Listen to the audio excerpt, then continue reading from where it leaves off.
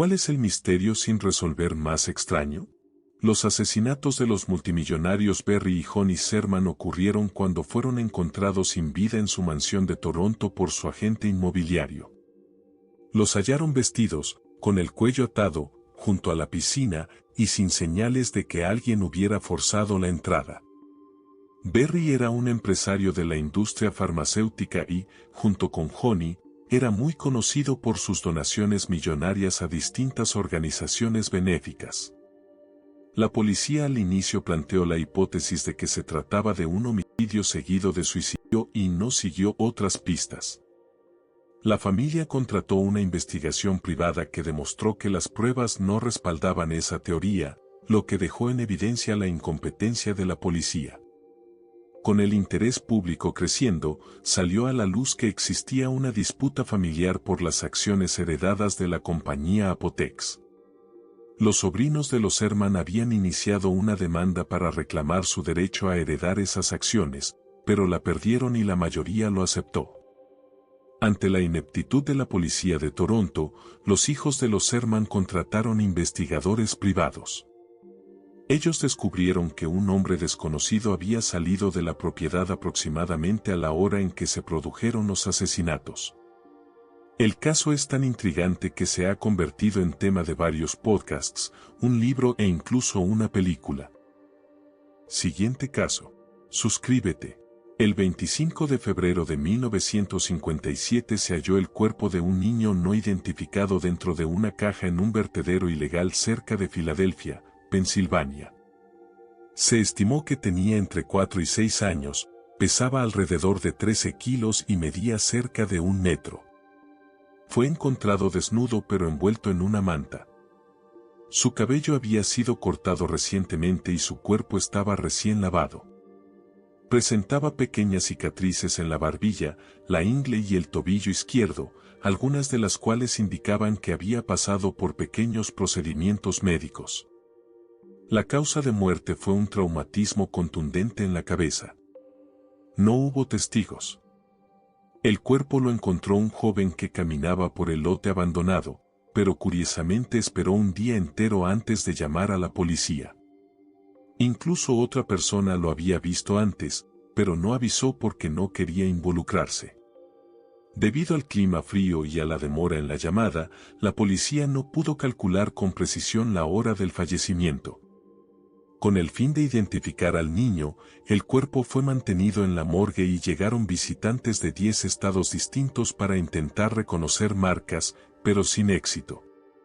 La policía distribuyó 400,000 volantes con la foto del niño a comisarías, oficinas de correos y tribunales de todo el país. Incluso la Asociación Médica Estadounidense difundió su descripción, pero no se obtuvo ninguna pista. Se compararon las huellas de sus pies con registros hospitalarios de la zona y se tomaron huellas dactilares, pero no existía ningún archivo de su identidad. En 2016, el Centro Nacional para Niños Desaparecidos y Explotados publicó una reconstrucción facial forense de la víctima e incluyó el caso en su base de datos. Lamentablemente, el niño nunca ha sido identificado y el caso sigue abierto. Siguiente caso. Los asesinatos de Lovers Lane en Houston, Texas. Durante el verano de 1990, Cheryl Henry, de 22 años, conoció a Andy Atkinson, de 21, a través de amigos en el bar Yucatán Liquor. Andy estaba en casa por las vacaciones desde la Universidad Estatal Stephen F. Austin y comenzaron a salir. El 22 de agosto de 1990, tras unas 2 semanas de relación, tenían planeada una cita doble con la hermana menor de Cheryl, Sane. Cada pareja siguió su propio rumbo esa noche. Sane recordó que alrededor de las 11:30 de la noche se despidió de su hermana como siempre lo hacían, con un beso y un te quiero. Pero a la mañana siguiente, Cheryl no había regresado a casa. En la familia de Andy pasaba lo mismo, él tampoco había vuelto. Ambas familias alertaron a la policía. Comenzó la búsqueda de la pareja y del coche en el que viajaban, un Honda Civic blanco de Andy. La tarde del 23 de agosto, La policía de Houston localizó el auto tras recibir el aviso de un guardia de seguridad que patrullaba un área industrial. El coche estaba estacionado en un callejón sin salida en Enclave Road, un lugar frecuentemente usado como punto de encuentro de parejas. La escena era inquietante, las ventanas estaban abajo, la llave seguía puesta en el encendido, los asientos reclinados y un casete en la radio. En el piso del lado del copiloto había zapatos de mujer y un bolso. Lo más perturbador, manchas frescas de sangre dentro del coche. Casi a medianoche, los perros rastreadores llevaron a la policía a un área a unos 180 metros del auto. Allí encontraron un palo de golf y 3 pelotas, colocados de forma extraña, señalando hacia unos tablones viejos de cerca. Al revisar debajo, hallaron el cuerpo de Cheryl, boca abajo. Sus ropas habían sido cortadas y arrojadas cerca de su cuerpo. Tenía las manos atadas con soga de cáñamo, había sido agredida sexualmente y su garganta presentaba 3 profundos cortes. Cerca de ella también encontraron un billete de $20. La búsqueda de Andy continuó hasta la mañana siguiente. Su cuerpo apareció a unos 90 metros del lugar, apoyado contra un árbol, vestido y con las manos atadas. Al igual que Cheryl, tenía la garganta cortada, pero en su caso el tajo fue tan profundo que casi lo decapitaron. Su reloj y dinero estaban intactos, por lo que se descartó el robo como motivo principal. Después de más de 3 décadas, este caso sigue siendo un misterio. Siguiente caso. Siempre me pareció interesante la historia de los misteriosos niños verdes de Wall Pit.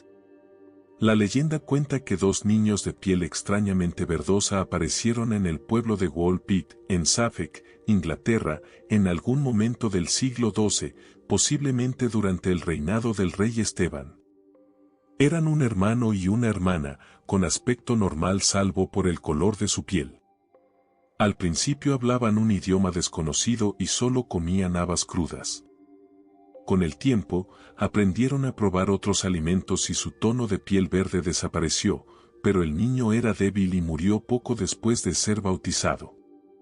La niña, en cambio, se adaptó a su nueva vida, aunque fue considerada de conducta algo libertina.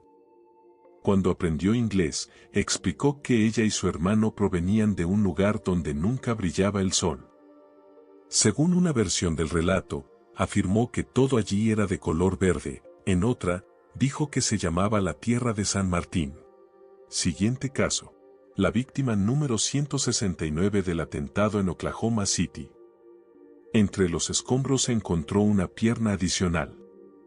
Las pruebas de ADN revelaron que pertenecía a otra víctima que ya había sido enterrada, pero con la pierna equivocada.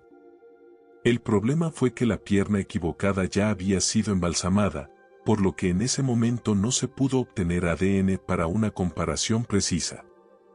Entonces surgió la gran incógnita, ¿a quién pertenecía realmente esa pierna? Todas las demás extremidades habían sido contabilizadas entre las víctimas identificadas y no se hallaron otras partes de cuerpo ni se reportaron más personas desaparecidas. Recién en 2015, con técnicas más modernas, se pudo extraer ADN de la pierna, pero aún así sigue clasificada oficialmente como perteneciente a un John Doe, es decir, a alguien no identificado. El misterio ha dado lugar a teorías de conspiración, como la posibilidad de que hubiera un segundo atacante que quedó atrapado en la explosión, pero hasta hoy no se sabe la verdad. Siguiente caso. El niño desaparecido de Somosierra de 1986, Juan Pedro Martínez. El padre del niño era camionero y había recibido el encargo de transportar un camión cisterna con ácido sulfúrico desde Cartagena hasta Bilbao. Para aprovechar el viaje, llevó consigo a su esposa y a su hijo. Cuando atravesaban el puerto de Somosierra, el camión fue visto conduciendo de manera errática hasta que terminó estrellándose. La cabina quedó destrozada, los padres murieron en el acto, pero el niño desapareció sin dejar rastro. La explicación más obvia sería que de algún modo sobrevivió al accidente y se alejó del lugar, pero el área fue registrada a fondo y nunca se encontró ninguna huella de él. Otros plantearon la teoría de que el ácido sulfúrico había disuelto su cuerpo, pero eso no es viable. Ese proceso habría tomado más tiempo y además habrían quedado restos identificables. El caso está rodeado de detalles extraños. El padre, Andrés, era un conductor experimentado, en buen estado de salud y el camión no presentaba fallos mecánicos. ¿Por qué entonces condujo tan mal en una zona peligrosa con toda su familia a bordo? El tacógrafo del camión registró varias paradas y arranques que no coincidían con el tráfico de la carretera. ¿Qué estaba ocurriendo en esos intervalos? Se encontraron restos de cocaína no en la cabina, sino dentro del tanque que contenía el ácido. ¿Qué hacía allí? Existen reportes no confirmados de que 2 personas llegaron al lugar antes que los servicios de emergencia y sacaron un paquete de la cabina.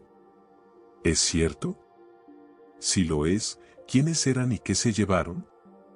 Un año después, en 1987, alguien aseguró haber visto en Madrid a un niño parecido a Juan Pedro. Estaba acompañado de una mujer mayor y preguntaban por la ubicación de la Embajada de Estados Unidos. ¿Era realmente él? ¿Qué hacía con esa mujer y por qué buscaban la embajada? Hasta hoy, nadie sabe qué pasó con Juan Pedro. Siguiente caso. El caso de Tim Molnar pone la piel de gallina. Era un joven de Florida, muy unido a su familia, estudiante universitario, con una vida aparentemente estable y prometedora. Sin embargo, en 1984 ocurrió algo inexplicable. En lugar de tomar su ruta habitual hacia la universidad, decidió conducir 80 kilómetros en dirección contraria. Hizo una parada para cargar gasolina y siguió su camino. 4 meses después de su desaparición, sus padres recibieron una carta de una empresa de grúas en Atlanta, Georgia. El aviso decía que el coche de Tim había sido abandonado en un estacionamiento solo 6 días después de que se le perdiera la pista. También se descubrió que justo antes de irse había vaciado prácticamente su cuenta bancaria. El misterio permaneció congelado por más de una década, hasta el 31 de enero de 1996, cuando el programa Misterio sin resolver emitió un episodio sobre su caso. Tras verlo, un hombre llamado Stephen Cool llamó a las autoridades. Dijo reconocer la ropa de Tim como la misma que había encontrado en el cuerpo de un joven atrapado en un bloque de hielo en Neosho, Wisconsin, 10 años antes. Las pruebas de ADN confirmaron que ese cuerpo era efectivamente el de Tim Molnar. Y ahí surgió la gran pregunta: ¿cómo terminó un muchacho de 24 años, tan cercano a su familia, a más de 2.000 kilómetros de su casa, congelado en un bloque de hielo en un remoto lugar de Wisconsin? Siguiente caso. Los asesinatos de la familia Dardenne, caso considerado uno de los más brutales y perturbadores.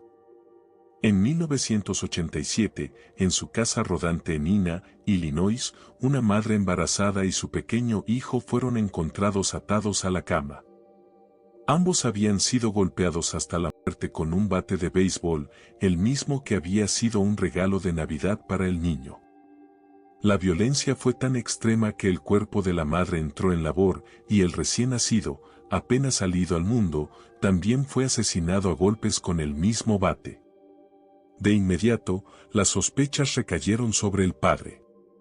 Sin embargo, medio día después su cuerpo apareció en un campo cercano. Había sido castrado y ejecutado de un disparo en la cabeza.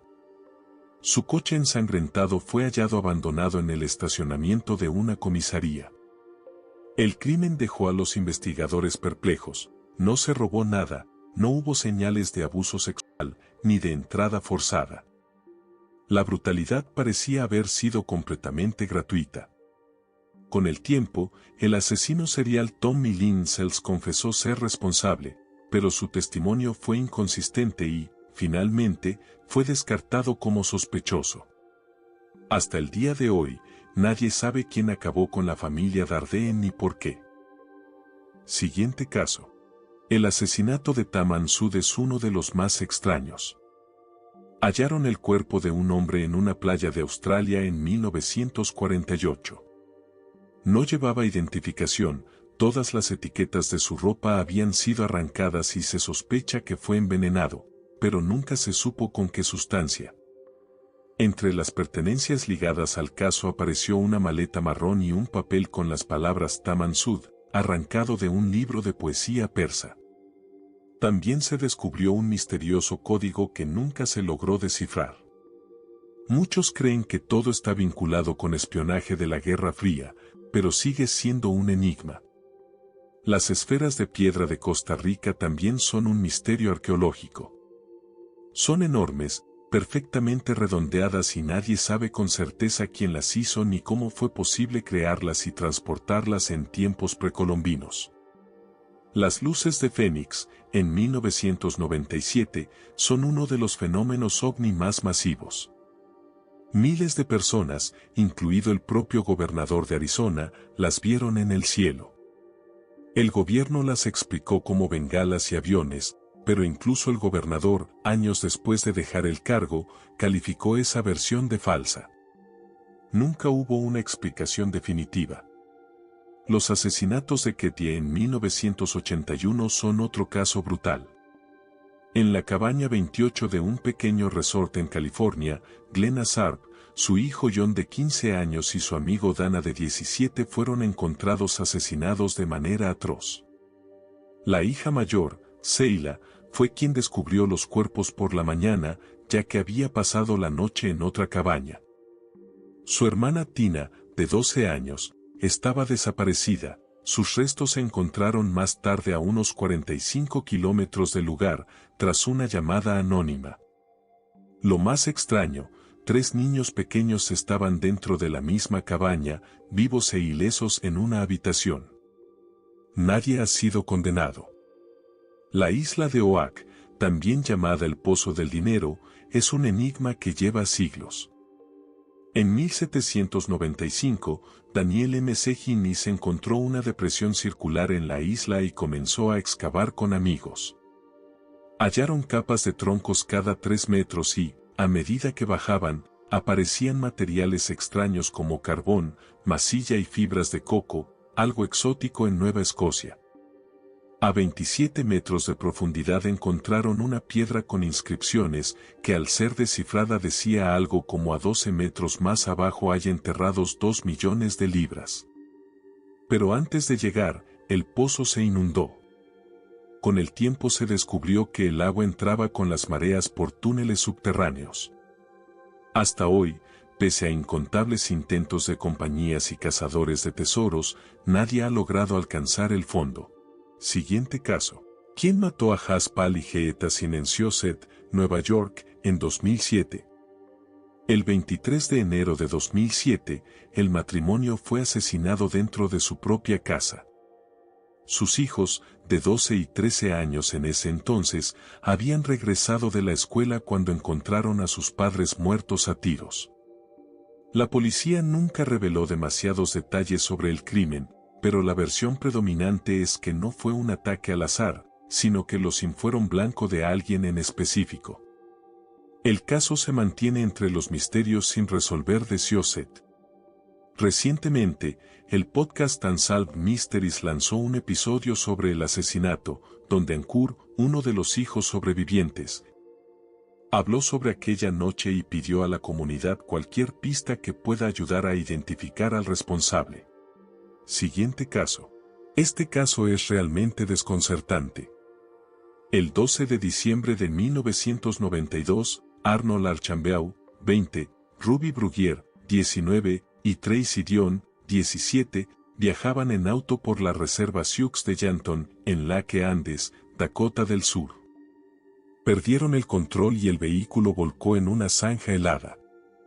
Tracy, prima de Ruby, relató que vio cómo Ruby salió por la puerta del copiloto, pero en lugar de ayudarla a salir, la cerró detrás de ella. Cuando llegó la ayuda, Ruby y Arnold ya no estaban. La policía buscó en los alrededores y en la zona del accidente, pero no encontró nada. Varios meses después, en marzo de 1993, el cuerpo en avanzado estado de descomposición de Ruby apareció a unos 20 metros del lugar del accidente. Lo extraño fue que el cuerpo de Arnold se halló a solo 5 metros de distancia, en el agua, pero prácticamente sin descomposición, y su ropa ni siquiera estaba adherida al suelo congelado. Durante todo ese tiempo, la policía había revisado esa área varias veces sin detectar los cuerpos. Aún más raro, se hallaron mechones de cabello de Ruby en la carretera, demasiado visibles como para haber permanecido allí inadvertidos durante 3 meses. Para complicar aún más el misterio, un testigo, que pasó la prueba del polígrafo, aseguró haber visto a Arnold en una fiesta de Año Nuevo, 3 semanas después del accidente. Todo esto abre interrogantes inquietantes. ¿Se trató de causas naturales o de un crimen? Si alguien lo secuestró, ¿por qué no se llevó también a Tracy, que seguía atrapada en el coche? ¿Cómo es posible que la policía no detectara un cuerpo en descomposición tan cerca del lugar? ¿Por qué Arnold apareció en un estado de conservación tan distinto al de Ruby? ¿Sobrevivió realmente al accidente y después murió en circunstancias desconocidas? Hasta el día de hoy, nada de esto tiene una explicación clara.